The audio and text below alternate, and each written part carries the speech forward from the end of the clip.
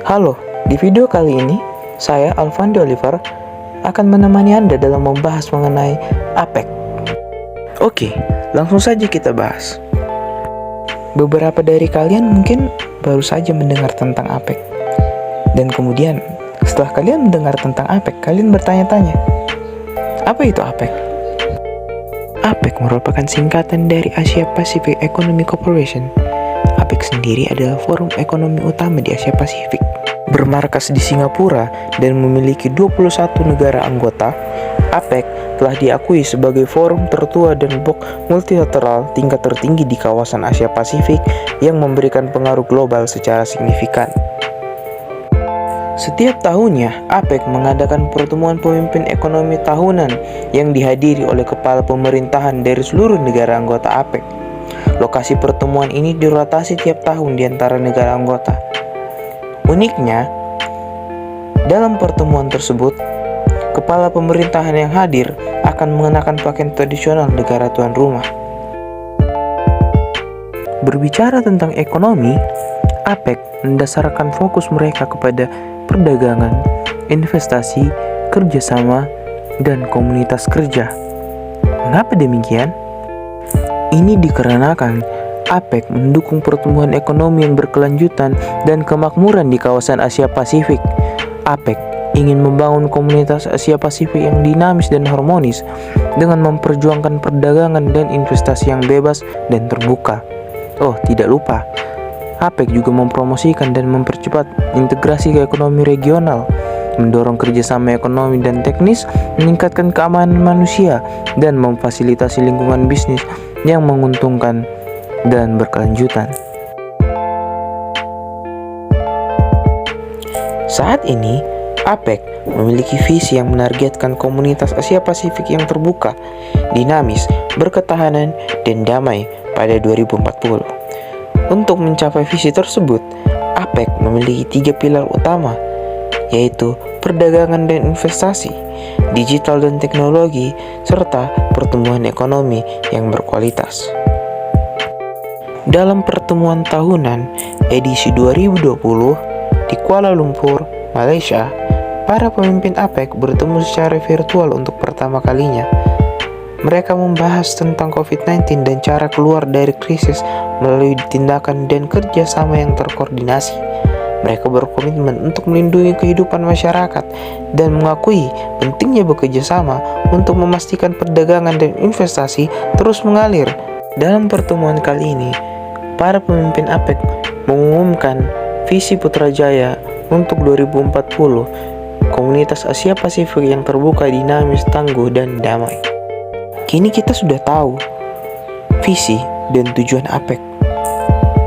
Sekarang, apakah teman-teman tahu peran dari APEC? APEC turut berperan menjaga stabilitas pertumbuhan ekonomi di kawasan melalui pertukaran informasi dan kebijakan. APEC juga berperan sebagai sarana pembahasan isu yang kerap menjadi ancaman perekonomian seperti kesiaptanggapan bencana ataupun ancaman teroris. APEC juga berperan menciptakan kondisi yang mendukung peningkatan perdagangan kawasan, mempermudah dan memfasilitasi dunia usaha melalui skema APEC Business Travel Card, serta mendorong paradigma pertumbuhan yang berkualitas melalui 5 Growth Strategy, yaitu balance, inclusive, sustainable, inovatif, dan secure. APEC memiliki 3 pengamat resmi, yaitu Sekretariat Perhimpunan Bangsa-Bangsa Asia Tenggara, Dewan Kerjasama Ekonomi Pasifik, dan Sekretariat Forum Kepulauan Pasifik. Oke, sebelum membahas mengenai sejarah APEC, apakah teman-teman tahu siapa orang yang berada di dalam foto tersebut? Ya, foto yang sedang Anda lihat sekarang, itu yang saya maksudkan. Tidak tahu? Sama, saya juga tidak tahu. Oke, itu adalah candaan. Orang itu adalah Bob Hawke, mantan Perdana Menteri Australia. Ide APEC pertama kali dicetuskan secara terbuka oleh beliau saat berpidato di Seoul, Korea pada 31 Januari 1989. 10 bulan kemudian, 12 negara ekonomi Asia Pasifik bertemu di Canberra, Australia untuk pembahasan mengenai pendirian APEC. Teman-teman bisa melihat, ini adalah anggota pendiri APEC. Tertera di sana. Setelah ke-12 negara mendirikan APEC, baru pada tahun 1991, Cina, Hong Kong, dan Republik Taipei bergabung. Kemudian disusul Meksiko dan Papua Nugini pada 1993, Chili pada 1994, dan Peru di tahun 1998. Ada pula beberapa alasan lain didirikannya APEC. Yang pertama, sebagai tanggapan terhadap pertumbuhan interdependensi ekonomi negara-negara Asia Pasifik dan lahirnya blok perdagangan lain di bagian-bagian lain dunia. Ada pula ketakutan akan Jepang mendominasi kegiatan ekonomi di kawasan Asia Pasifik, dan sebagai pasar baru untuk produk agrikultural dan bahan mentah di luar Eropa.